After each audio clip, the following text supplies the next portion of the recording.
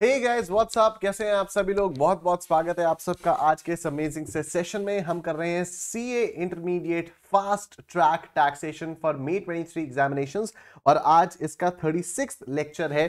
36 lectures in a row without even a single break. और आज TDS TCS advance tax का 4th lecture होने वाला है। This is the last topic of direct tax. बस आज और कल ये टीडीएस टीसीएस एडवांस टैक्स और चलेगा और उसके बाद फिर परसों से हम लोग जीएसटी का अपना रिवीजन स्टार्ट कर देंगे। तो जितने भी स्टूडेंट्स यहाँ पर नए हैं, सबसे पहले यहाँ पर आप थोड़ा सा मेरे बारे में इंट्रोडक्शन देख सकते हैं। ये हम लोगों का शेड्यूल है, ये मेरा शेड्यूल है। रोज रात को 9 बजे मैं इसी यूट्यूब चैनल पर आकर आप लोगों के लिए ये वाली क्लासेस कंडक्ट करता हूँ। और नवंबर 2023 के स्टूडेंट्स के लिए अनअकैडमी प्लस पर एकाग्रता बैच चल रहा है, जिसमें मैं दोपहर को 12 बजे अपनी क्लासेस कंडक्ट करता हूँ, मंडे टू सैटरडे। राइट, ये फास्ट ट्रैक वाली क्लासेस रोज चलती हैं, संडे हो मंडे हो कुछ कोई भी दिन हो, लेकिन ये वाली क्लासेस आपकी रोज चल रही हैं and we haven't missed even a single class. तो होपफुली जैसा आप लोगों ने शेड्यूल देखा होगा, अगर तो 16th ऑफ मार्च लिखा हुआ है शेड्यूल में, तो 16th ऑफ मार्च तक होपफुली ये वाला पूरा सिलेबस आपका कंप्लीट भी हो जाना चाहिए। We are right on time, we are right on schedule, everything is going on in a perfectly perfect place, right, pace. चलो, मई 2023 के स्टूडेंट्स के लिए मैंने एक स्ट्रैटेजी सेशन लिया था, उसका लिंक आपको इस वीडियो के डिस्क्रिप्शन में मिल जाएगा। उसमें मैंने आपको बताया था कैसे पढ़ना चाहिए, कहां से पढ़ना चाहिए, कैसे रिवीजन करना चाहिए, सिंगल ग्रुप्स के लिए अपेयर करना, सिंगल ग्रुप के लिए अपेयर करना चाहिए या बोथ ग्रुप्स के लिए अपेयर करना चाहिए। तो वो सारी चीजें आप लोगों को यहाँ पर मिल जाएंगी। जितने भी फास्ट ट्रैक सेशंस अभी तक हुए हैं उनकी एक प्रॉपर प्लेलिस्ट बनवाई हुई है, तो उस प्लेलिस्ट को आप लोग रेफर कर सकते हो। उसका लिंक आपको इस वीडियो के डिस्क्रिप्शन में मिल जाएगा। और जो भी नोट्स हैं, जो भी मैं यहाँ पर आप लोगों के सामने यूज करता हूँ, जो भी स्लाइड्स वगैरह आप लोग यहाँ पर देखते हो, वो सारे नोट्स भी आप लोगों को इस वीडियो के डिस्क्रिप्शन में मिल जाएंगे। चलिए सर, हम कर रहे थे टीडीएस टीसीएस एडवांस टैक्स। हम लोगों ने कल वाले सेशन में बहुत सारे क्वेश्चंस कर लिए थे, टीडीएस टीसीएस के बहुत ही सारे क्वेश्चंस किए थे हम लोगों ने। And I think question number 23 was the last one. Yes, question number 23 was the last one, and today we have to start with section 197, certificate for deduction of tax at a lower rate. तो क्या होता है कि अगर आपको ऐसा लगता है कि आपका टीडीएस जो है उतने रेट पर नहीं कटना चाहिए जिस रेट पर इतने सभी सेक्शंस में मेंशन है, तो आप एक सर्टिफिकेट ऑब्टेन करा सकते हो फ्रॉम असेसिंग ऑफिसर कि मेरा या तो टीडीएस कटना ही नहीं चाहिए, या फिर अगर मेरा टीडीएस कटना चाहिए तो लोअर रेट पर टीडीएस कटना चाहिए। और अगर असेसिंग ऑफिसर को लगता है कि हाँ ठीक कह रहे हो आप, तो वो आपको एक सर्टिफिकेट दे देगा। वो सर्टिफिकेट आप अपने एम्प्लॉयर को या जहां से भी आपको पैसा मिल रहा है वहां से आप पैसा दिखा सकते हो। तो जो सामने वाला बंदा होगा, मतलब जो भी आपका पेयर होगा, वो कम रेट पर आपका टीडीएस काट लेगा। ठीक है, let's look at it. This section says that if someone is going to receive income and tax needs to be deducted out of that income at the time it's paid, they can ask the tax officer to allow them to pay a lower amount of tax or no tax at all. Right, so ये जितनी भी language है, ये actually section 197 की language नहीं है, ये मेरी खुद की लैंग्वेज है। मैंने इसको सिंप्लीफाई करके आप लोगों के लिए दिया हुआ है, जिससे आप लोग इसको समझ पाओ और रिटेन कर पाओ और एग्जाम में रिप्रोड्यूस कर पाओ। Right, so the tax officer will look at the recipient's total income and decide if they can pay a lower amount of tax or no tax based on their income. Right, if the tax officer agrees, they will give a certificate to the person who is going to pay the income. तो ये वाला tax officer जो है ये सीधा pair को दे देगा। I'm sorry, जो tax officer है ये मेरे को इनकम, मेरे को सर्टिफिकेट नहीं देगा, वो पेयर को ही सर्टिफिकेट दे देगा। and they can then pay the lower amount of tax or no tax at all as specified in the certificate. This certificate will remain valid until it is cancelled by the tax officer. तो जब भी अगर मान लो कभी tax officer को लगता है कि नहीं यार, अब तो इसका जो इनकम वगैरह है वो ज्यादा हो गई है और अब हायर रेट पर टीडीएस कटना चाहिए, तो टैक्स ऑफिसर खुद बता देगा भैया ये सर्टिफिकेट कैंसिल और आप ज्यादा रेट पर टैक्स पे कर सकते हो। The government has the power to make rules about the procedure to follow for getting the certificate. This law is meant to help people who have lower income and cannot afford to pay a lot of tax. This section applies when the tax is required to be deducted under the following sections. तो कौन कौन से sections में आप 197 का certificate obtain कर सकते हो? सैलरी के लिए, इंटरेस्ट ऑन सिक्योरिटीज के लिए, डिविडेंड्स के लिए, interest other than interest on securities के लिए, कॉन्ट्रैक्टर्स और सब कॉन्ट्रैक्टर्स के लिए, insurance commission, commission etcetera on sale of lottery tickets, commission और brokerage, rent, fee for professional और technical services, income in respect of units, payment of compensation on acquisition of certain immovable property, and section 194M which is मजाक, payment made by an individual और an HUF for contract work और by way of commission और brokerage और फी for professional services, and the last one 194O which is TDS on payment by e-commerce operator to e-commerce participant. तो ये हो गया था आपका सेक्शन 197। सेक्शन 197A है no deduction in certain cases. ठीक है, आइए देखते हैं ये वाला सेक्शन क्या कहता है। तो this section enables an individual, एक कौन सा इंडिविजुअल जो कि इंडिया का रेजिडेंट है and whose estimated total income of the previous year is less than the basic exemption limit, उसकी जो एस्टिमेटेड टोटल इनकम है प्रीवियस ईयर सपोज 22-23 की, तो वो बेसिक एग्जेम्पशन लिमिट से भी कम है। इसको क्या होगा, टू रिसीव डिविडेंड और any sum out of national saving scheme account without deduction of tax at source under section 194 and 194 EE respectively on furnishing a declaration in duplicate in the prescribed form and manner in the prescribed manner in the prescribed form and verified in the prescribed manner। ठीक है, तो ये जो dividend मिलता है, तो dividend pay हम लोगों ने पढ़ा ना कि 10% का टीडीएस कटकर मिलता है, और उसी तरह से नेशनल सेविंग स्कीम पर भी टीडीएस काट कर दिया जाता है। तो अगर इसकी बेसिक एग्जेम्पशन लिमिट से कम आ रही है इनकम, तो फिर ये डुप्लीकेट में एक सर्टिफिकेट प्रोवाइड कर देगा और उसको वेरीफाई करवाएगा, जिससे टीडीएस की इनकम जब भी उसको मिलेगी या फिर उसको नेशनल सेविंग स्कीम अकाउंट से कोई भी इनकम मिलेगी तो उस पर टीडीएस नहीं काटा जाएगा।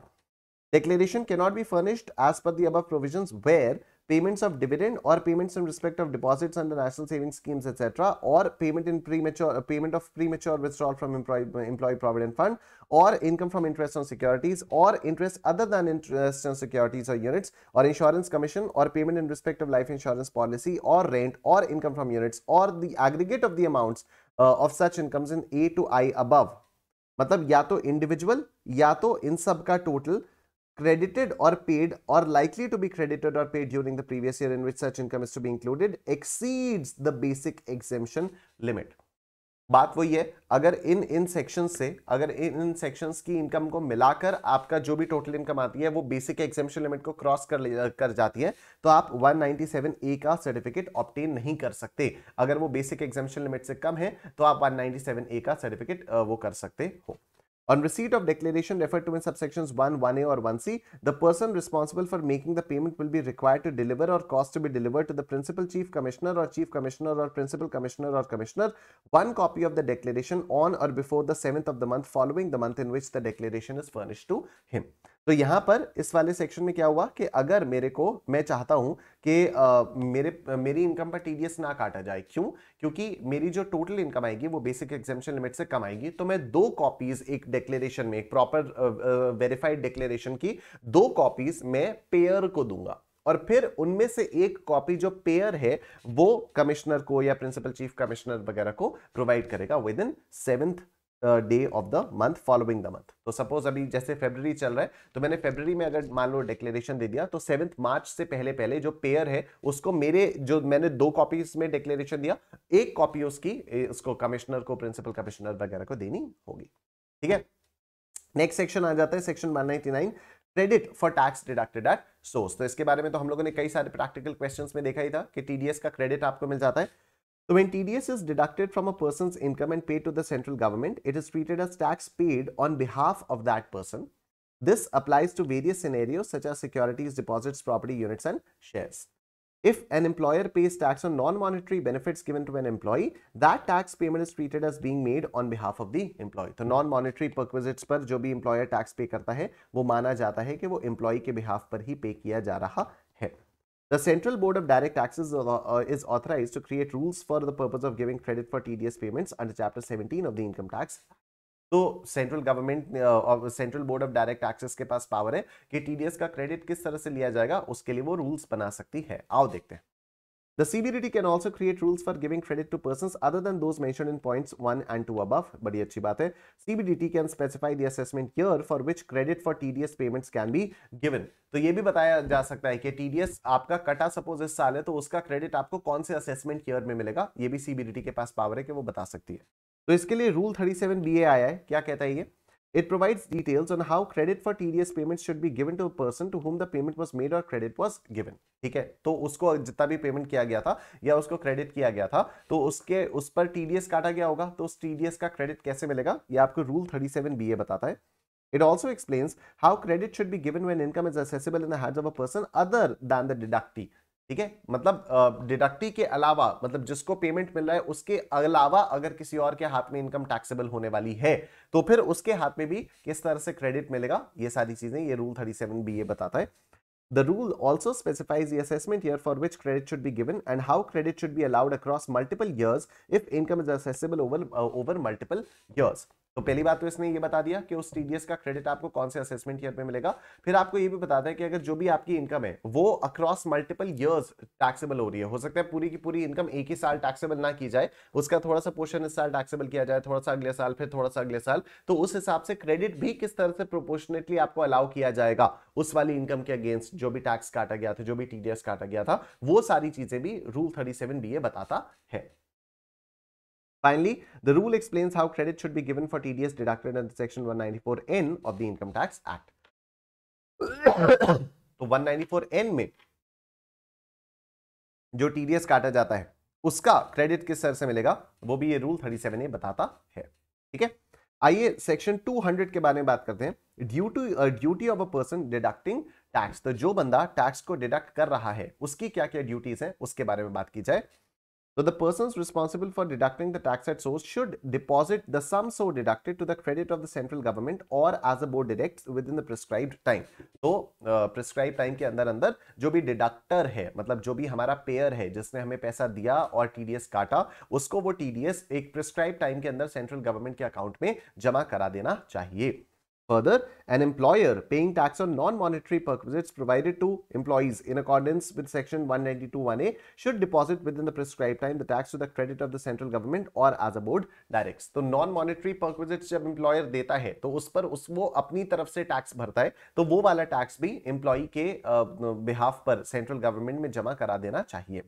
Rule 30. Prescribe time and mode of payment to the government account of TDS or tax paid under Section 192(1)(a). तो जितना भी टीडीएस काटा गया वो कब तक जमा करा देना चाहिए, जो भी टैक्स और नॉन मॉनेटरी परक्विजिट्स पे किया गया अपने आप से वो कब तक जमा करा देना चाहिए, वो ये आपका रूल 30 बताता है। Let's look at it. तो rule 30 is about the time and method of payment of tax deducted at source to the government's account. ये सारी चीजें मैंने अपने वर्ड्स में लिखी हुई है, ठीक है, तो आपको समझने में आसानी हो रही होगी, देखने से पता भी चल रहा होगा दिस इज नॉट एकदम वर्ड टू वर्ड किताबी भाषा नहीं है ये, लेकिन लीगैलिटी अभी भी इंटैक्ट है। ठीक है, लीगैलिटी अभी भी इंटैक्ट है, इसमें कहीं पर भी ऐसा नहीं लग रहा है कि कोई एकदम सेकंड क्लास के बच्चे ने लिखा हुआ, समझ में आ रहा है, आसान है, लेकिन लीगैलिटी अभी भी इंटैक्ट है, राइट। तो इसी तरह से आपको अपने आंसर्स को एग्जाम्स में लिखना होगा। नेक्स्ट पॉइंट देखते हैं। If a government office deducts tax from someone's income, they have to pay to the government on the same day if they don't use an income tax challan. If they use an income tax challan, they have to pay it within 7 days from the end of the month in which the deduction was made. ठीक, तो अगर किसी government office ने deduct किया tax को, मतलब आप सरकारी नौकर हो, ठीक है, आप मतलब सरकारी नौकर इन द सेंस कि आप सरकारी नौकरी में हो और वहां से अगर आपका टीडीएस डिडक्ट होता है, तो फिर जो भी आपका डिडक्टर है अगर वो इनकम टैक्स चालान को यूज नहीं कर रहा है तब तो सेम डे डिपॉजिट कर दे, बट अगर वो चालान यूज कर रहा है तो अगले महीने की 7 तारीख तक जमा कर दे। If someone other than a government office deducts tax, they have to pay it to the government on or before April 30 if the income was paid in March. In any other case, they have to pay it within 7 days from the end of the month in which the deduction was made. मतलब क्या हुआ कि अगर मान लो मैंने फरवरी में आपका TDS काटा, तो इस टीडीएस को जो भी मैंने काटा वो 7 मार्च तक मुझे डिपॉजिट कर देना होगा, लेकिन अगर मैंने मार्च में आपका टीडीएस काटा तो 30 अप्रैल तक की लिमिट है। ठीक, However, in some special cases the tax deducted can be paid quarterly with prior approval. तो वैसे तो मंथली है बट कभी कभी क्वार्टरली भी किया जा सकता है। Different sections of income tax have different timelines for payment of TDS. तो अलग अलग sections की अलग अलग timelines हैं। For example, tax deducted under sections 194(1)(a, IA, 194(IB) and 194(M) has to be paid within 30 days from the end of the month of the deduction. तो जिस महीने आपने डिडक्ट किया उसके एंड से 30 दिन के अंदर अंदर आपको पे करना होगा अगर आपने 194(IA, 194(IB) और 194(M) में डिडक्ट किया है। A challan cum statement in form 26QB, 26QC, 26QD has to be submitted within 30 days from the end of the amount deduction as well. तो ये रिस्पेक्टिव चालान्स हैं कि 194(IA) में अगर आपने टीडीएस काट के जमा किया है तो आपको 26QB मेंशन करना होगा, 194(IB) किया है तो 26QC और 194(M) किया है तो 26QD आपको सबमिट करना होगा। This provision aims to improve the reporting of TDS payments made through book entry and make the existing mechanism more enforceable. It states that if a person has paid the TDS amount without using an income tax challan, then they must deliver a statement in the prescribed form, verified in the prescribed manner, and including prescribed particulars to income tax authority or the authorized person within the specified time. तो अगर आपने income tax चालान नहीं use किया है तो फिर income tax चालान के एवज में इन लिeu ऑफ दैट आपको एक प्रिस्क्राइब्ड स्टेटमेंट में सारी चीजें लिखकर बतानी होंगी. The person who deducts the TDS or the employer who pays tax on non-monetary perquisites provided to the employees is responsible for preparing such statements for the prescribed periods after paying the tax deducted to the central government within the prescribed time. तो आप timely अपना payment कर दीजिए और उसके बाद इस type के स्टेटमेंट्स आप बनाइए. The statements should be delivered or caused to be delivered to the income tax authority or the authorized person. The statements should be in the prescribed form and verified in the prescribed manner. The statements should include the required information and should be delivered within the specified time. The deductor can deliver a correction statement to the prescribed authority if they need to rectify any mistake or add, delete or update the information that was furnished in the original statement referred under section 200 subsection. तो ये सारी की सारी चीजें self explanatory हैं, काफी ज्यादा theoretical है, बहुत ज्यादा इसमें कुछ आपको याद करने का या दिमाग लगाने का कुछ है नहीं. ठीक है. रूल 31A देखते हैं, सबमिशन ऑफ क्वार्टरली स्टेटमेंट्स. तो इसमें क्या कहता है? This rule talks about the tax deduction at source and the requirement for certain people to submit statements about the taxes they have deducted. The people who deduct tax have to submit quarterly statements about the tax deducted from the income of the people they have paid using specific forms.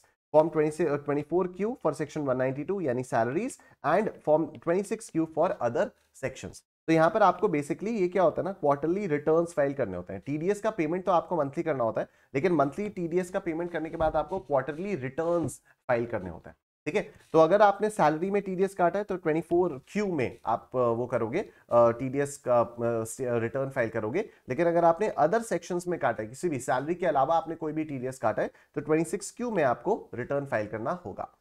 These statements have to be submitted by the due date specified in the rules, 31st July, 31st October, 31st January, 31st May of the following financial year. Right? तो यहां पर क्या हो जाता है मैं आपको बता देता हूं. जैसे अप्रैल मई जून है, 22-23 के बारे में अगर हम लोग बात करें, अगर हम 22-23 के बारे में बात करें तो अप्रैल का जो भी टीडीएस काटा 7 मई तक पे किया, मई का जो भी टीडीएस काटा 7 जून तक पे किया, और जून में जो भी टीडीएस काटा वो 7 जुलाई तक पे कर दिया. ये तो चल रहा है, हर महीने ऐसा ही होगा. लेकिन अप्रैल मई जून में जो जो भी टीडीएस काटा उसका रिटर्न आपको देना होगा बिफोर 31st जुलाई. आपको रिटर्न सबमिट करना होगा बिफोर 31st जुलाई. सिमिलरली जुलाई, अगस्त, सितंबर का रिटर्न आपको सबमिट करना होगा बिफोर 31st अक्टूबर. सिमिलरली अक्टूबर, नवंबर, दिसंबर का आपको रिटर्न फाइल करना होगा बिफोर 31st जनवरी. और जनवरी, फरवरी, मार्च का आपको 30th अप्रैल तक नहीं, 31st मई तक आपको सबमिट करना होगा. ठीक है. मतलब प्रीवियस ईयर 22-23 में अप्रैल, मई, जून 2022 तो 31 जुलाई 2022, जुलाई, अगस्त, सितंबर 2022 तो का 31 अक्टूबर 2022, अक्टूबर, नवंबर, दिसंबर 2022 का 31 जनवरी 2023, और जनवरी, फरवरी, मार्च 2023 का कब होगा? 31 मई 2023 से पहले. ठीक है. तो ये जो 31 मई है, this is of the following financial year. बाकी 3 लिमिट्स में नहीं लिखा हुआ है, वो on the same financial year होगा. ठीक है.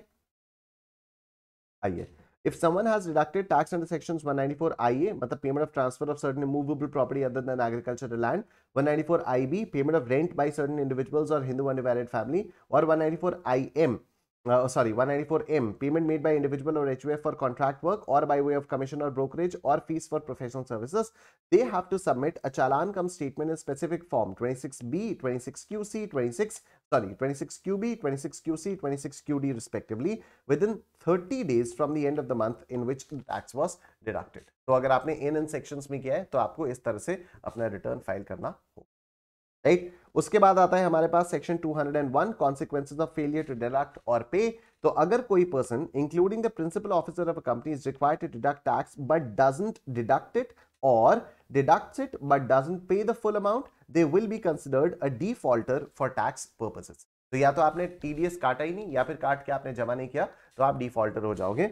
If a person fails to deduct tax from an amount paid to someone else, they will not be considered defaulter if if the payee has filed their income tax return, included the payment in their income and paid the tax due on it. Right तो suppose मेरे को आपका TDS काटना था, मैंने TDS नहीं काटा तो कायदे से तो मैं डिफॉल्टर हो गया। लेकिन अगर आपने अपना इनकम टैक्स रिटर्न फाइल कर दिया, आपने उस इनकम को अपनी टोटल इनकम में कंसिडर भी किया और आपने उस पर जो भी टैक्स बन रहा था वो पे कर दिया, तो फिर मैं डिफॉल्ट नहीं होऊंगा। लेकिन इसके लिए मुझे क्या करना होगा, the person who paid the amount must provide a certificate from a CA to show this. तो मुझे एक सीए से इस बारे में डिक्लेरेशन लेना होगा कि यार मैं डिफॉल्टर नहीं हूं, सामने वाला पार्टी थी उसका टीडीएस मेरे को काटना था, मैं काटना भूल गया, लेकिन वो इतनी अच्छी पार्टी थी उसने अपना रिटर्न भी फाइल कर दिया, उसने अपनी इनकम भी इंक्लूड कर दी और उसने इस इनकम पर टैक्स भी पे कर दिया, तो मेरी गलती नहीं है, मतलब मुझे डिफॉल्टर मत कहलाओ, मुझे डिफॉल्टर मत बोलो। ठीक। If a person is considered a defaulter for not deducting or paying tax, they will have to pay interest on the amount owed. Oh, interest pay करना पड़ेगा. The interest rate is 1% per month if tax was not deducted and 1.5% per month if it was deducted but not paid. तो अगर deduct किया था तो 1% था और अगर deduct नहीं किया था तो फिर 1.5% था। मतलब deduct करने के बाद pay नहीं किया था तो 1.5% था। If the payer did not deduct tax, क्या उल्टा सीधा तो नहीं बोल दिया कुछ, मैं कह रहा हूं अगर डिडक्ट नहीं किया था आपने तब 1% था और अगर डिडक्ट करने के बाद आपने पे नहीं किया तो 1.5% पर मंथ था। If the pair did not deduct tax but the पेई पेड इट, पेयर ने टैक्स डिडक्ट नहीं किया लेकिन पेई ने, मतलब मैंने आपका टैक्स नहीं काटा पर आपने अपने आप से पे कर दिया, the payer will still have to pay 1% interest per month from the date the tax was due until the payee files their tax return. तो टीडीएस ना काटने पर 1% का वो लगता है, इंटरेस्ट लगता है, ना काटने पर 1% का इंटरेस्ट लगता है। तो इसी तरह से आप याद करोगे, अगर मैंने टीडीएस नहीं काटा पर आपने पे कर दिया तब भी मुझे 1% का इंटरेस्ट लगता रहेगा। कब से कब तक? जब से मुझे काटना चाहिए था वहां से लेकर जब तक आप अपना रिटर्न फाइल नहीं कर देते तब तक। ठीक है, तो 1% का इंटरेस्ट मेरा तब भी लगता रहेगा। 1% क्यों? क्योंकि नॉन डिडक्शन ऑफ टीडीएस पर 1% का ही इंटरेस्ट लगता है। ठीक। If the person fails to pay tax after deducting it, the amount owed plus interest will be taken from all their assets. अच्छी बात। ठीक है, अगर मैंने टीडीएस काटा पर जमा नहीं किया तो फिर जो भी पैसा था और जो भी उस पर इंटरेस्ट था वो मेरे एसेट से ले लिया जाए। तो वहीं से लोगे। देखो, an order declaring a person a defaulter cannot be made more than 7 years after the payment was made or 2 years after correction statement is delivered, whichever is later. तो एकदम self explanatory line है। Section 2011 states that a person will be considered a defaulter if they do not deduct tax, do not pay it, or deduct it but do not pay the full amount. Time limits are specified for the first case only.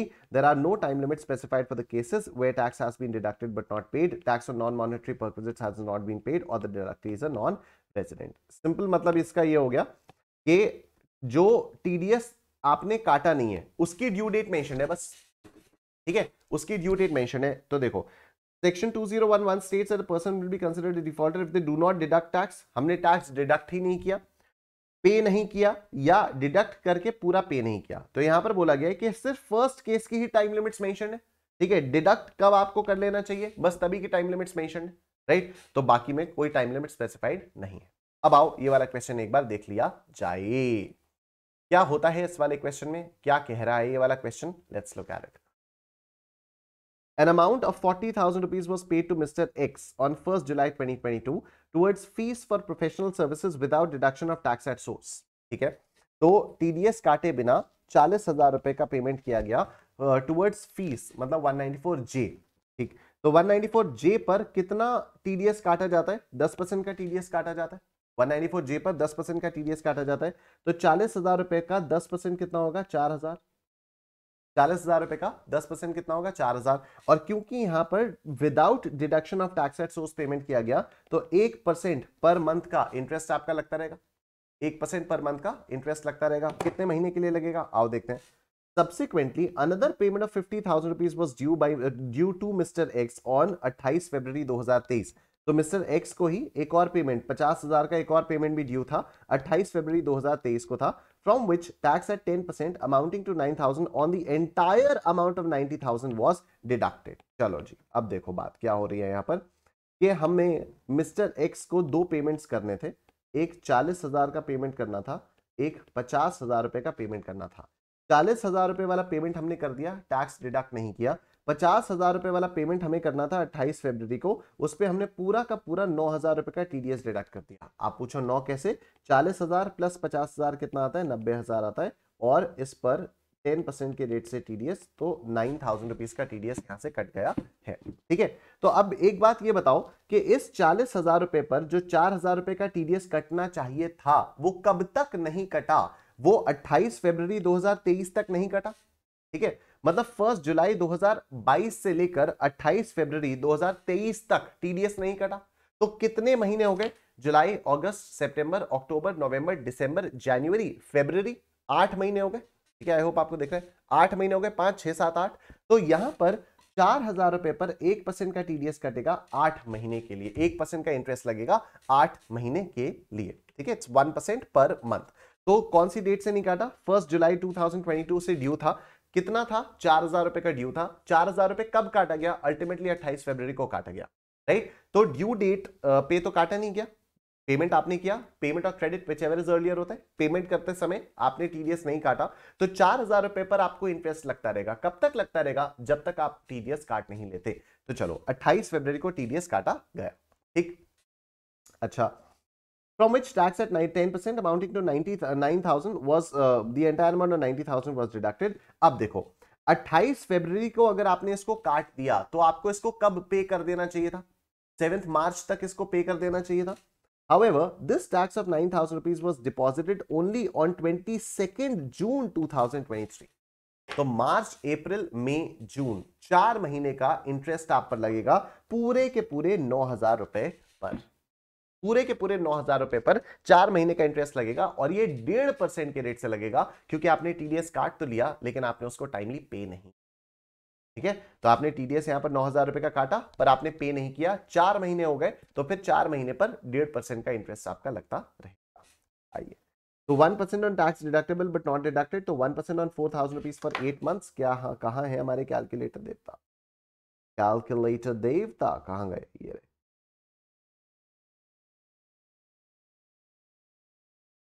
ये रहे हमारे calculator देवता। तो 4,000 रुपए into 0.01 into 8 कितना आता है? 320 rupees आ जाता है। ठीक है, 320 रुपए ये हो गए, और उसके बाद 9,000 पर 1.5% 4 मंथ्स के लिए, तो 9,000 इंटू 0.015 है ना, पता नहीं कितना, 1.5 डिवाइडेड बाई 100 कितना होता है?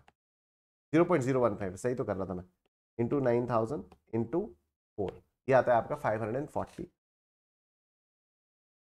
प्लस 320 आया 800, तो 860 रुपीज का आपका टोटल इंटरेस्ट आ गया है। आई एम श्योर सबको समझ में आ गया। बोलो निश्चित फॉरएवर, बोलो निश्चित फॉरएवर। ठीक है सर, और अगर आप में से अभी तक किसी ने भी वीडियो को लाइक नहीं किया है, आप लोग प्लीज वीडियो को लाइक कर दीजिए, और हम लोग अब आगे चलते हैं। Let's look at this section now. Section 206A, furnishing of statements in respect of payment of any income to residents without deduction of tax। ठीक है, अगर हम रेजिडेंट्स को पेमेंट कर रहे हैं और उस पर टीडीएस नहीं काट रहे हैं तो क्या होगा? This section talks about the responsibility of banks, cooperative societies, public companies and other people who make payments to residents। तो ये जो 4 चीजें, banks, cooperative societies, public companies और बाकी लोग जो कि रेजिडेंट्स को पेमेंट करते हैं, उनकी क्या रिस्पॉन्सिबिलिटी है, वो ये वाला सेक्शन बता रहा है। तो देखो जी, देखो, if they make payments to a resident for interest excluding interest on securities and the amount does not exceed a certain limit, 40,000 for banks and cooperative societies and 5,000 for others, then they need to prepare a statement with specific details and deliver it to the tax authority within a specific time frame। तो ये वाला section हम लोगों ने देखा था ना कि अगर आपको बैंक से इंटरेस्ट मिल रहा है तो 40,000 तक आपको इंटरेस्ट पर कोई भी टीडीएस नहीं काटा जाएगा। 40,000 की लिमिट तक कोई भी टीडीएस नहीं काटा जाएगा, राइट? तो अभी यहां पर क्या बोला जा रहा है कि अगर पेमेंट दिया जा रहा है, किसको? रेजिडेंट को दिया जा रहा है, इंटरेस्ट के लिए दिया जा रहा है, और अमाउंट आपका 40,000 से कम है। अगर आप बैंक हो तो आप 40,000 से कम दे रहे हो, बाकी हो तो 5,000 से कम दे रहे हो, तो आपको एक स्टेटमेंट बनाना पड़ेगा जिसमें स्पेसिफिक डिटेल्स रहेंगी, और आपको टैक्स अथॉरिटी को वो डिलीवर करना होगा with in a specified time frame. This statement can be corrected if there are any mistakes or if there is a need to update the information provided. तो इसको आप correct कर सकते हो, amend कर सकते हो. The tax authority can also assign this responsibility to other person who make payments to the resident. So tax authority बाकियों से भी कह सकते हैं कि नहीं तुम भी हमें ये वाला statement दो. They also need to prepare a statement and deliver it to the tax authority within a specific time frame. तो timely हो जाना चाहिए. आइए इधर देखते हैं.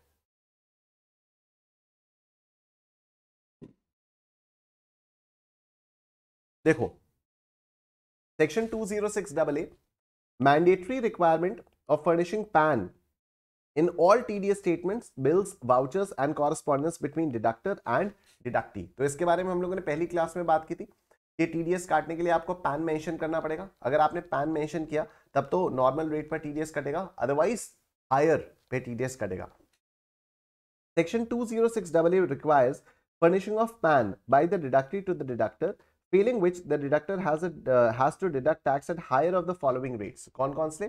Namely, at the rate specified in the relevant provision of the Income Tax Act, जो भी आपका जिस भी सेक्शन में आप फॉलो कर रहे हो उसमें जो भी रेट है वो, या at the rate और rates in force जो भी आपके existing rates हैं वो, या at the rate of 20% and in case of section 194 and 194Q 5%. तो या तो 20% या फिर 5%. ठीक है, मतलब क्या हो गया कि अगर आप किसी भी एक सेक्शन में हो, सपोज 194J की बात करूं मैं, 194J fees for professional services, अगर मैंने अनअकैडमी को अपना पैन मेंशन नहीं किया है तो अनअकैडमी हायर रेट से टीडीएस काटेगी. हायर रेट क्या है? At the rate specified in the relevant provision. तो 194J में तो 10% है. ठीक, एट द रेट और रेट्स इन फोर्स जो भी मैक्सिमम मार्जिनल रेट होगा at the rate of 20%, at the rate of 20%. तो मेरा मैक्सिमम क्या आया था? मेरा 20% आया था, तभी ये टीडीएस काटा गया था. मैंने आपको ये वाली स्टोरी शेयर भी की थी. ठीक है, बाकी अगर आप 194Q या 194O या 194Q में हो तो 20% की जगह 5% हो जाएगा. ठीक, 206AB higher rate of TDS for non filers of income tax return. ठीक, अभी पिछला वाला जो सेक्शन था 206AA वो था higher rate of TDS for non furnishers of PAN. ये है higher rate of return, higher rate of TDS for non filers of return of income. तो अगर मैं return of income timely file नहीं कर रहा हूं तो फिर मेरा टीडीएस हायर रेट से कटेगा. कैसे कटेगा आओ देखते हैं. So section 206AB requires tax to be deducted at source under the provisions of this chapter on any sum or income or amount paid or payable or credited by a person to a specified person at higher of the following rates. कौन कौन से? At twice the rate prescribed in the relevant provisions of the act. तो जो भी mention है उसका दुगना. अगर आपने इनकम टैक्स रिटर्न्स को फाइल नहीं किया है, क्या क्या उसकी कंडीशंस है अभी देखेंगे आप.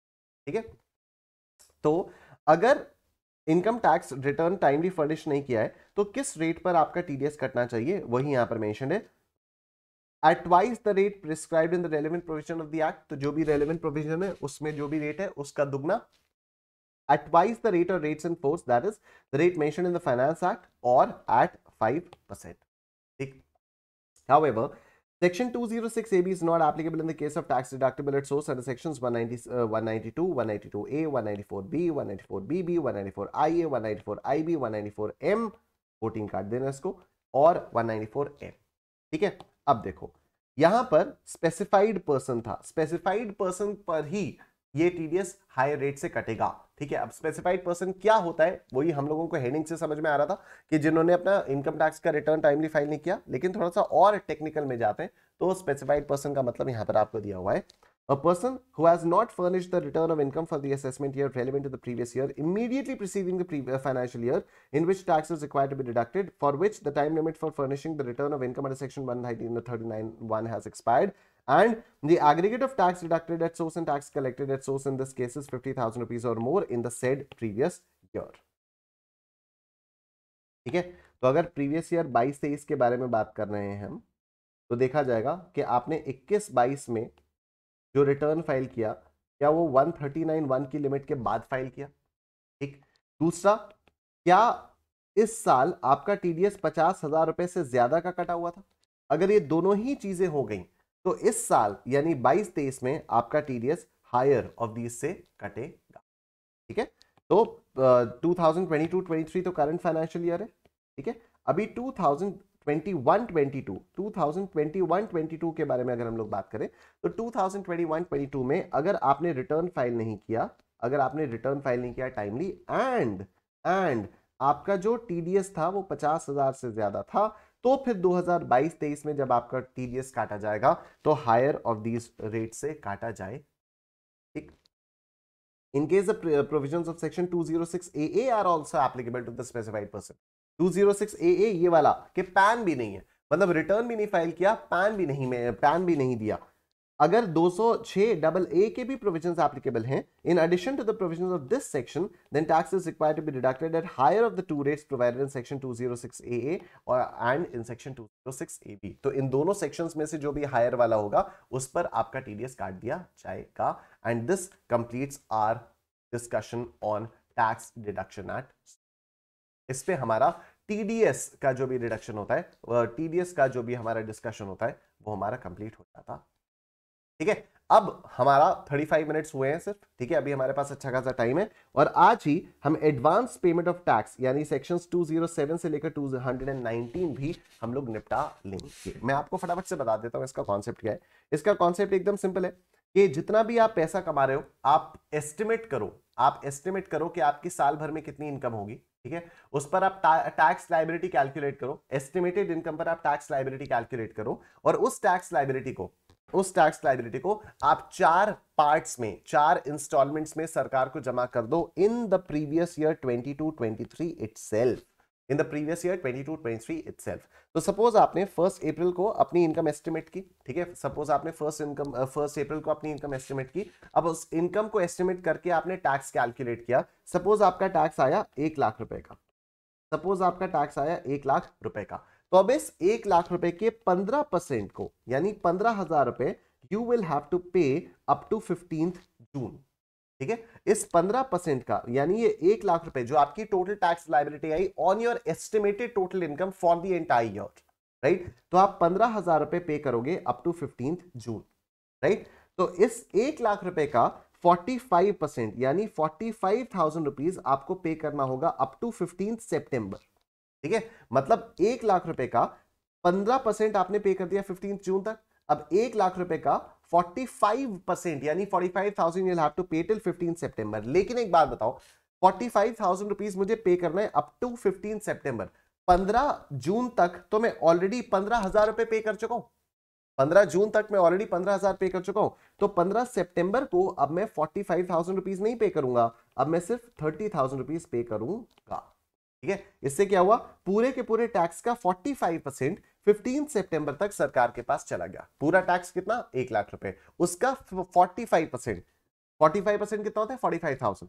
तो 15,000 पहले चला गया था 15 जून को और 30,000 अब गया 15 सितंबर को। ठीक है, तो 45,000 रुपीज आपका चला गया। अब इधर देखो, 75% of the total taxes paid up to 15 December. तो 1 लाख का 75% कितना होगा, 75,000 होगा। ठीक है, अब देखो 75 में से 15,000 चला गया 15 जून तक, 75 में से 45,000 चला गया 15 सितंबर तक। ठीक है, ऑल्दो 15 सितंबर को आपने 30 ही पे किया, लेकिन और आप पे कितना कर चुके हो, आप 45 ऑलरेडी पे कर चुके हो। अभी आपको टोटल 75 देना है, उसमें से 45 आप ऑलरेडी पे कर चुके हो। तो अभी आपके पास बचता है 30,000। तो आप 30,000 रुपीज पे कर दोगे टिल 15 दिसंबर। 30,000 आप पे कर दोगे टिल 15 दिसंबर और उसके बाद 100% of the total taxes paid up to 15 March. तो 1 लाख रुपए की आपकी टोटल टैक्स लायबिलिटी है, इसमें से 75% ऑलरेडी जमा हो चुका है। अब बचा कितना, 25% बचा। तो 25% मतलब 25,000। तो आप 25,000 पे कर दोगे अप टू 15 मार्च। ठीक है, तो इस तरह से क्या हुआ कि पूरे के पूरे 1 लाख रुपए की जो लायबिलिटी है वो आपकी थोड़ी थोड़ी करके सरकार को मिल गई इसी साल। ठीक है, यहां पर आपको 15,000 रुपए मिला, यहां आपको 30,000 रुपए मिला, यहां पर आपको 30,000 रुपए मिला और यहां पर आपको 25,000 रुपए मिल गया।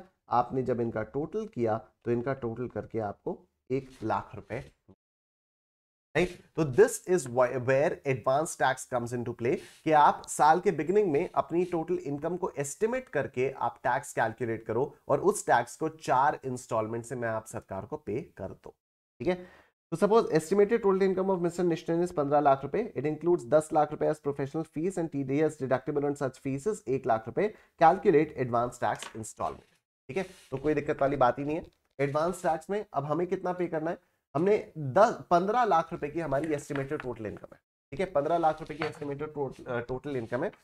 15 लाख पर मैं टैक्स लायबिलिटी कैलकुलेट करूंगा, तो पहले 2.5 लाख पर तो कुछ भी नहीं, उसके बाद 12,500, उसके बाद 5 लाख से 10 लाख तो 1 लाख। ठीक है, और उसके बाद 30% ऑफ 5 लाख रुपीज कितना आता है, 1,50,000। ठीक, तो ये आपका आ जाता है 162,500, सॉरी 262,500, ये आएगा 262,500। इस पर हेल्थ एंड एजुकेशन सेस भी लगेगा 4% का, 262,500 0.04, ये आया 10,500 प्लस 262,500, ये आया 273। ठीक है, अब इस पे आप टीडीएस माइनस करोगे, टीडीएस माइनस करोगे ना। क्यों टीडीएस माइनस करोगे, क्योंकि जितना बचा हुआ है वही तो आपको पे करना होगा ना। आपकी लायबिलिटी कितनी है, टीडीएस आपको पता है ऑलरेडी कट के जा रहा है सरकार के पास, तो आपकी लायबिलिटी कितनी है, उतना पैसा आपको देना है। ठीक है, तो देखो टीडीएस आपका TDS deductible on such fees is 1 lakh rupees, तो 1 लाख रुपए आप माइनस कर दो यहां से। ठीक, तो अभी आपको सरकार को 1,73,000 रुपीज का पेमेंट करना। ठीक है, अभी आपको सरकार को 173 रुपीज का पेमेंट करना है, तो पहला पेमेंट होना चाहिए विद इन 15 जून 15%। ठीक है, तो फर्स्ट इंस्टॉलमेंट होगी टिल 15 जून 15% ऑफ 173, तो 173 का 15%, 173 का 15% इज 25,950, 25,950। ठीक है, उसके बाद इसका 45% कितना है ये, तो 173, 1,73,000 का 45% कब तक देना है, 15 जून तक देना है। लेकिन हम ऑलरेडी 25,950 दे चुके हैं, तो माइनस 25,950 और ये आपका आ जाएगा 51,900, 51,900। ठीक है, तो सेकंड इंस्टॉलमेंट 15 सितंबर तक आपको देनी है 51,900। तो अगर आप इन दोनों का टोटल करोगे तो that will be 45% of the total tax liability. ठीक है, अच्छा, अब नेक्स्ट इंस्टॉलमेंट आपको देनी है टिल 15 सितंबर विच इज 75%, तो 1,73,000 इनटू 0.75, ये कितना आता है, 129,750 आता है। लेकिन हम ऑलरेडी 25,950 दे चुके हैं, तो इसको माइनस किया, और हम ऑलरेडी 51,900 दे चुके हैं, इसको भी माइनस किया, इक्वल टू किया, तो यही आया 51,900। ठीक है, अब जो लास्ट इंस्टॉलमेंट है उसमें बची हुई सारी टैक्स लायबिलिटी देनी है, तो 1,73,000 रुपीज की टोटल टैक्स लायबिलिटी थी, इसमें से 25,950 हमने 15 जून तक दे दिया, 51,900 हमने 15 सितंबर को दे दिया, और 51,900 हमने और भी बाद में दे दिया, 15 दिसंबर तक दे दिया, और अब 43,250, 43,250 ये हम लोगों को एडवांस टैक्स पे करना है before 15th of March, right. तो 25,950 plus 51,900 plus 51,900 plus 43,250, this is 1,73,000। ठीक है सर, दिस इज 1,73,000। ठीक, वेरी सिंपल।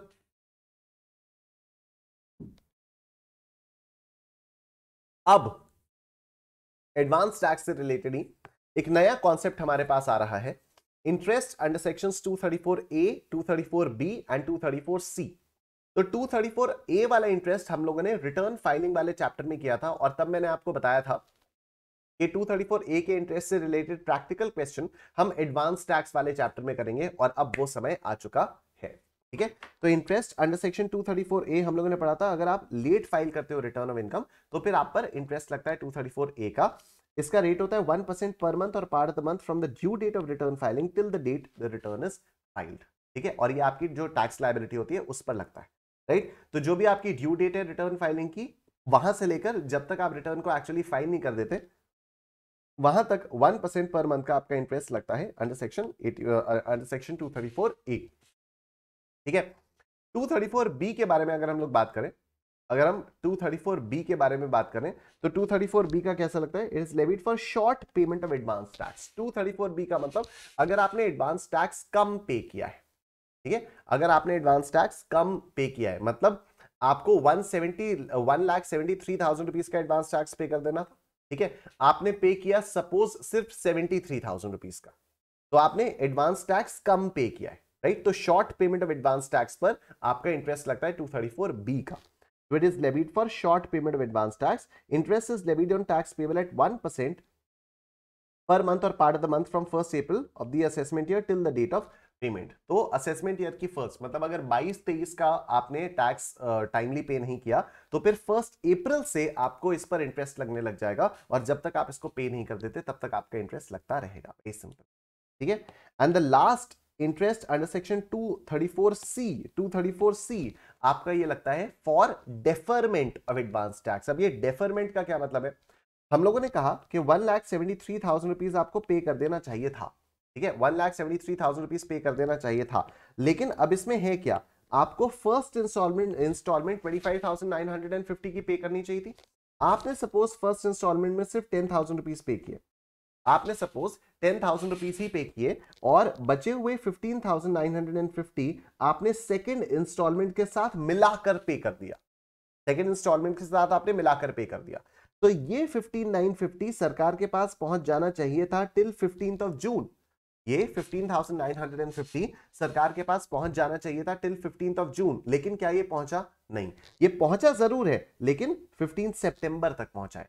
तो जो पैसा 15 जून तक आ जाना चाहिए था वो 15 सितंबर को आपने दिया है. मतलब आपने जो भी पैसा पे करना था उसको डेफर कर दिया है कि मैं बाद में दूंगा, अभी नहीं दे रहा. ठीक है.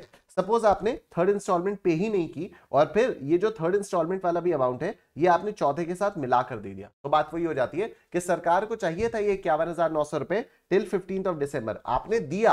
आपने ऐसा नहीं है कि नहीं दिया या आपने कम पे किया, आपने पूरा किया, लेकिन आपने 15 दिसंबर तक नहीं, आपने 15 मार्च तक उसको पे किया. तो आपने दिया लेकिन आपने उसको लेट कर दिया.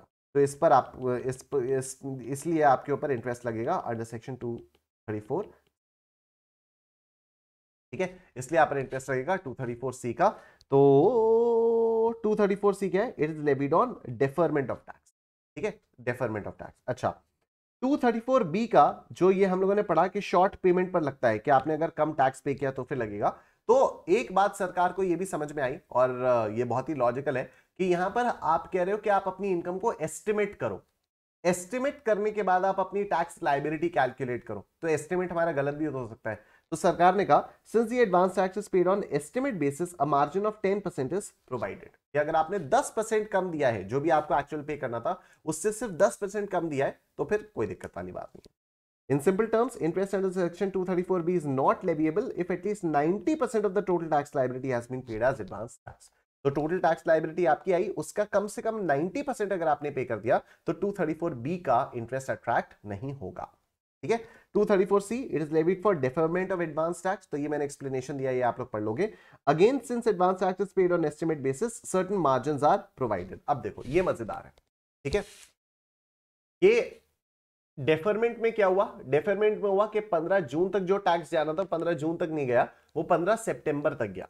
ठीक है. तो इसमें भी सरकार कहती है कि चलो ठीक है, अगर आपने कम से कम इतना भी दे दिया ना 15 जून तक तो आप पर 234C का इंटरेस्ट नहीं लगाएंगे. अगर आपने कम से कम इतना भी दे दिया ना 15 सितंबर तक तो फिर आप पर 234C का इंटरेस्ट नहीं लगाएंगे. राइट. तो वो क्या क्या है आओ देखो. For the first installment, you're supposed to pay 15% of the total tax till 15th of June. However, if you pay even 12% till 15th of June, interest under section 234C won't be levied. Okay? For the second installment, you're supposed to pay 45% till 15th September, right? However, even if you pay 36% till 15th September, interest under section 24C won't be levied. ठीक है. तीसरी और चौथी instalment के लिए कोई भी वो नहीं है. थर्ड और फोर्थ इंस्टॉलमेंट के लिए कोई मार्जिन्स नहीं. ठीक. अब इस पर टैक्स किस पे लगता है? Tax is levied at 1% per month or part of the month on the amount specified in column 3 below and for period specified in column 4 below. अब ये ऐसे पढ़ के आपको समझ में नहीं आएगा. हम इसका क्वेश्चन करेंगे तो क्वेश्चन के थ्रू आप लोगों को अच्छे से समझ में आएगा कि ये चीज हो क्या रही है. ठीक है. तो क्वेश्चन हम करेंगे, एक ही क्वेश्चन में 234A, B, C तीनों का इंटरेस्ट हम लोग कैलकुलेट करेंगे. तो तीनों में आप देखोगे किस तरह से कैलकुलेशन होती है. आइए क्वेश्चन नंबर 26 देखते हैं. Mr. Nishten is a resident individual aged 31 years having total income of 12 lakh for the previous year 22-23. TDS deducted is 20,000 rupees. Advance tax मैंने कितना कितना पे किया हुआ है? एडवांस टैक्स मैंने पे किया है 12 जून 2022 तक 25,000, 15 सितंबर 2022 तक 30,000, 15 दिसंबर 2022 तक 10,000, 15 मार्च 2022 तक 10,000 और 31 मार्च 2022 तक 2023 तक 5,000। ठीक, आइए देखते हैं। Due date of return filing is 31st July 2023. He filed return on 10th October 2023 and paid interest tax paid on the same date. Calculate interest under sections 234A, 234B, 234C. ठीक है, तो ड्यू डेट से लेकर 10th अक्टूबर तक का जो भी होगा उस पर 234A का इंटरेस्ट लगेगा। सबसे पहले तो हम लोग टैक्स लायबिलिटी कैलकुलेट करते हैं कि आ कितनी रही। ठीक है, पहले तो देखते हैं आ कितनी रही है।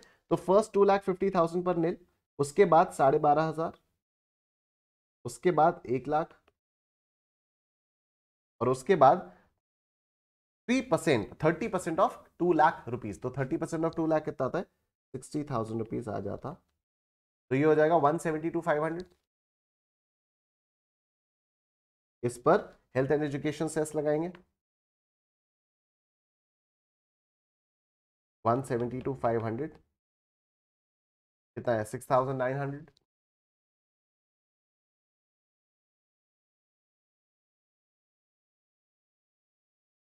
फिर अब क्या हुआ? 172,500 प्लस 6,900, ये हो गया 179,400। ठीक, अब इसमें आप टीडीएस काटो, टीडीएस काटो, टीडीएस काटो, टीडीएस काटो। 20,000 रुपए का टीडीएस कटा हुआ है तो उसको माइनस करो, तो ये आ जाता है 159,400। ठीक, 159,400। अब देखो एडवांस टैक्स कितना पे किया गया? He paid the advance tax as follows. तो 25 प्लस 30 प्लस 10 प्लस 10 प्लस 5 कितना आता है ये?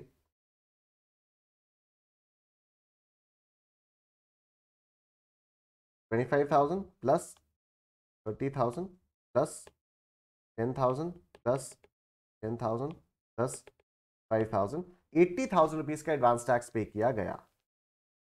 80,000 रुपीज का एडवांस टैक्स पे किया गया। और अभी टैक्स पेबल कितना आया? टैक्स पेबल कितना आया? 159,400 माइनस 80, टैक्स पेबल आया 79,400। ठीक है, ये आया आपका टैक्स पेबल, राइट। अब टैक्स पेबल पर आप सबसे पहले 234A का इंटरेस्ट लगाओगे। 234A का इंटरेस्ट लगेगा 1% per month from the date of due date of filing of return of income till the date the return is actually filed, right. तो 31 जुलाई को आपकी ड्यू डेट थी, तो 1 अगस्त से यहां पर इंटरेस्ट लगने लग जाएगा। अगस्त, सितंबर, अक्टूबर 3 महीने का इंटरेस्ट आपका लगेगा। ठीक है, तो tax payable as per return after taking credit of TDS TCS advance tax, tax payable आया 79,400 रुपीज। अब इंटरेस्ट लगेगा 1% ऑफ 79,400 फॉर 3 मंथ्स।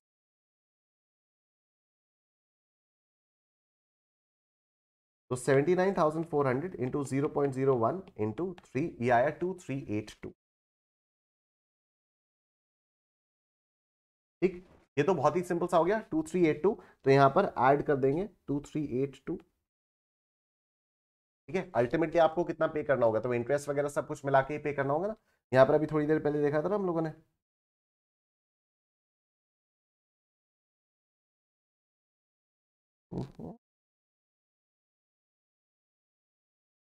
अभी अभी हम लोगों ने कहीं देखा था कि अगर आप वो नहीं कर पाते हो, टाइमली रिटर्न फाइल वगैरह नहीं कर पाते हो, तो सारी इंटरेस्ट, पेनल्टी, फीस वगैरह सब कुछ लगाकर आपको पेमेंट करना होगा। चलो 234A का हो गया। 234B पर आते हैं। 234B पर बोला गया है कि आपका शॉर्ट पेमेंट पर टैक्स कैलकुलेट किया जाता है, इंटरेस्ट कैलकुलेट किया जाता है। तो 234B कहता है कि आपने अगर शॉर्ट पेमेंट किया एडवांस टैक्स का, तो फिर आपको टैक्स भरना पड़ेगा, आपको इंटरेस्ट भरना पड़ेगा। ठीक है, टैक्स पेबल था कितना? टैक्स पेबल था 159,400। टैक्स पेबल था 159,400। आपने एडवांस टैक्स दिया कितना? आपने दिया सिर्फ 80,000। ठीक है, क्या आपने 90% ऑफ 159,400 भी भरा? क्या आपने 90% भी भरा? आपने 159,400 का 90% कितना होता है? 143,460 होता है। ठीक है, 143,460 होता है। तो आपने तो सिर्फ 80,000 भरा, आपने सिर्फ 80,000 रुपीज भरा। आपने 143,460 कम से कम अगर भर देते तो फिर आप पर ये इंटरेस्ट अंडर सेक्शन 234 भी नहीं लगता।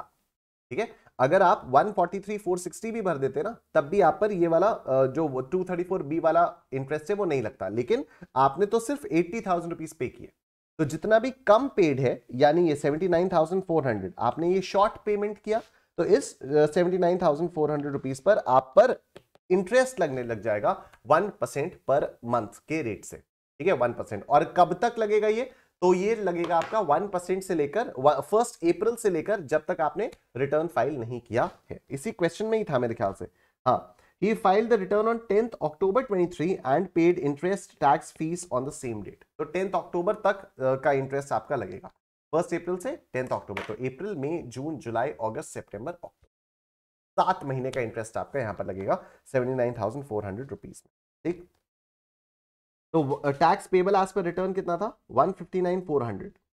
159,400 पे कितना किया? 80,000 किया, तो 79,400 पर इंटरेस्ट लगेगा, 7 मंथ्स का लगेगा। ठीक, तो 79,400 0.01 इंटू 7 मंथ्स, ये हो गया 5558। ठीक है, ये लगा आपका 5,558 रुपीज का आपका इंटरेस्ट लगा अंडर सेक्शन 234B। राइट, अब बात आती है 234C की। तो 234C में आपका इंटरेस्ट लगता है डेफरमेंट के लिए, अगर आपने डेफर किया। ठीक है, कायदे से आपको 15% of the total tax liability पे कर देनी चाहिए थी, लेकिन अगर आप 12% भी कर देते हो तो भी आप पर 234C का इंटरेस्ट नहीं लगता है। कायदे से आपको सेकंड इंस्टॉलमेंट में तक 45% पे कर देना चाहिए, लेकिन अगर आप 36 भी पे कर देते हो तो भी 234C का आपको टैक्स नहीं लगेगा। ठीक है, और थर्ड और फोर्थ इंस्टॉलमेंट के लिए कोई ऐसी थ्रेशोल्ड नहीं है। थर्ड और फोर्थ इंस्टॉलमेंट में अगर आपने पूरा पेमेंट नहीं किया है, डेफर किया है, तो फिर आपका इंटरेस्ट आपको जो भी डेफरमेंट है उस पर इंटरेस्ट आपका लग जाएगा। आओ एक एक करके देखते हैं। सबसे पहली बात तो 159,400 ये बात है ना, 1,59,400 this was your tax liability. 1,59,400 this was your tax liability. इसका 15% निकालें सबसे पहले तो, इसका 15%, 159,400 का 15% कितना आता है? 23,910 आता है। ठीक है, 23,910 आता है। तो 23,910 पे कर देना चाहिए था। ठीक है, अगर 12% भी पे कर देते तब भी चल जाता। मतलब 159,400 का अगर आप 12% यानी 19,128 भी पे कर देते तब भी हम आपसे कोई टैक्स नहीं लेते। लेकिन आपने कितना पे किया? आपने पे किया कितना? आपने पे किया 25,000 आपने पे कर दिया। अच्छा, 12 जून तक आपने 25,000 पे कर दिया। अरे वाह, अगर आपने 12 जून तक 25,000 पे कर दिया तो फिर तो कोई डेफरमेंट हुआ ही नहीं। मतलब हुआ कायदे से तो नहीं, कोई डेफरमेंट ही नहीं हुआ फिर तो, क्योंकि 23,910 पे करना था ना, हमने 25,000 पे कर दिया, तब तो कोई डेफरमेंट ही नहीं हुआ। चलो अच्छी बात है, फिर तो कोई कैलकुलेशन नहीं, कोई आपका इंटरेस्ट नहीं आएगा। ठीक है, इसका 45% देखते हैं। 159,400 का 45% देखते हैं, ये आएगा 71,730। 71,730। इसका 36% कितना आएगा? 139,540 था ना, 159, क्या मैं भूल गया अमाउंट कितना था? अमाउंट था 159,400। हाँ, 159,400 का 36% कितना? 5544। सॉरी, हाँ 5544 सही तो है, कुछ तो गड़बड़ कर रहा हूं मैं। 159,400 का 36% 57,384, वही 57,380। अब देखो दूसरी जो इंस्टॉलमेंट थी उसमें आइडियली तो आपको 71,730 पे करना चाहिए था। ठीक है, आइडियली आपको ना, कहीं से लेजर आती थी, हाँ ये रही। तो आइडियली आपको 71,730 रुपीज पे कर देना चाहिए था। ठीक है। लेकिन अगर आप 57,384 भी पे कर देते, अगर आप 57,384 भी पे कर देते, तब भी हम आपसे टैक्स नहीं लेते। लेकिन आपने पे किया कितना? 15 सितंबर तक, 15 सितंबर तक आपने पे किया कितना? आपने 15 सितंबर तक 30,000 प्लस 25,000, यानी 15 सितंबर तक आपने 55,000 रुपीज का पेमेंट किया।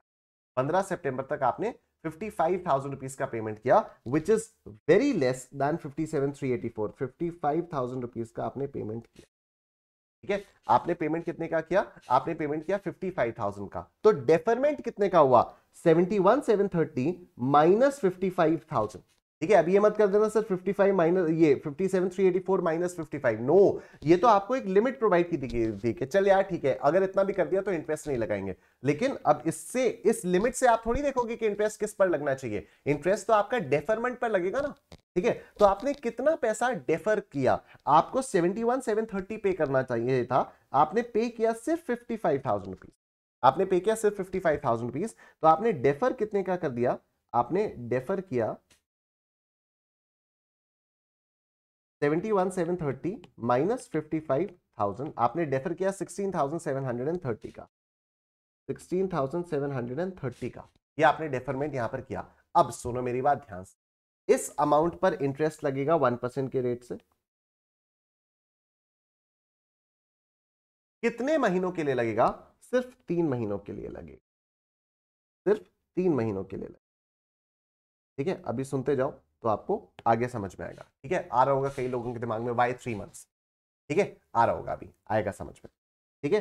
तो 16,730 16,730 इंटू 0.01 इंटू 3, 501.9। तो इसको 502 भी मान सकते हो, 501 भी मान सकते हो, 502 मान लेते हो, तो 502 मान लिया, ठीक है। अब देखो, जो हमारी थर्ड इंस्टॉलमेंट थी, जो हमारी थर्ड इंस्टॉलमेंट थी 75% जिसमें पे करना था, 159,400 का 75% कितना आता है? या तो 119,550, ठीक है, 119,500,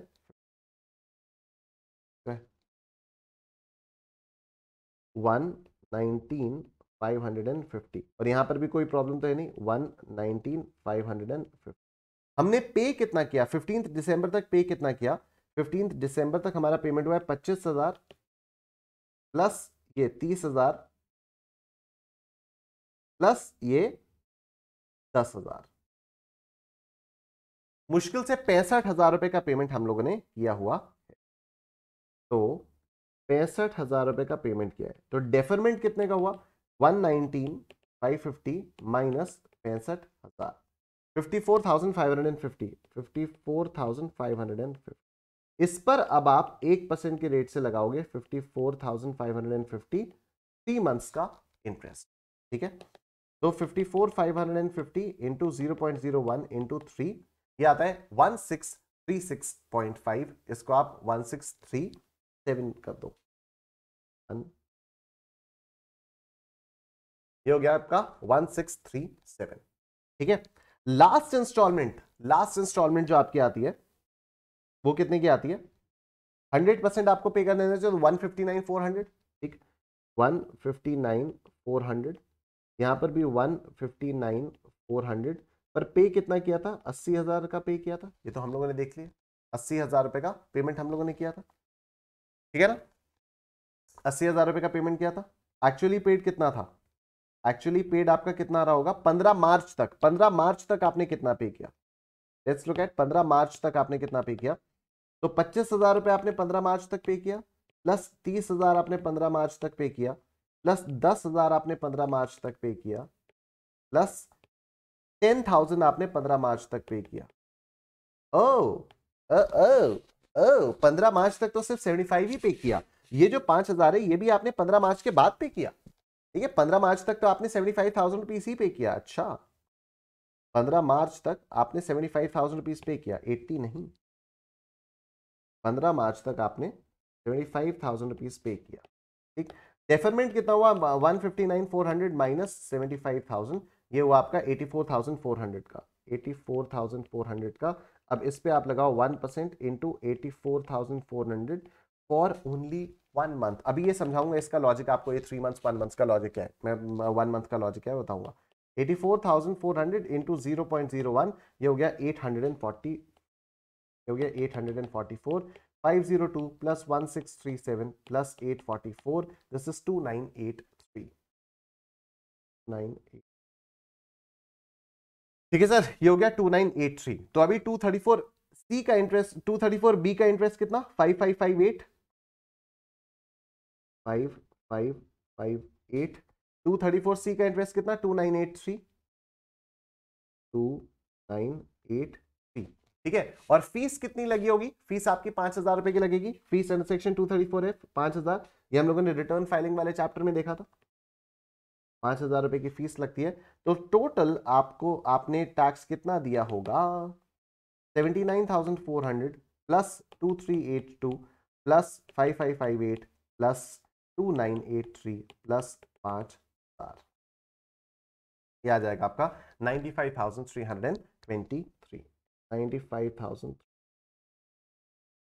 this will be your answer, this will be your answer. ठीक है, अब देखो ये जो डेफरमेंट हुआ, ये जो डेफरमेंट हुआ ये कब तक हुआ, कितने दिन का डेफरमेंट हुआ, कितने महीनों का डेफरमेंट हुआ।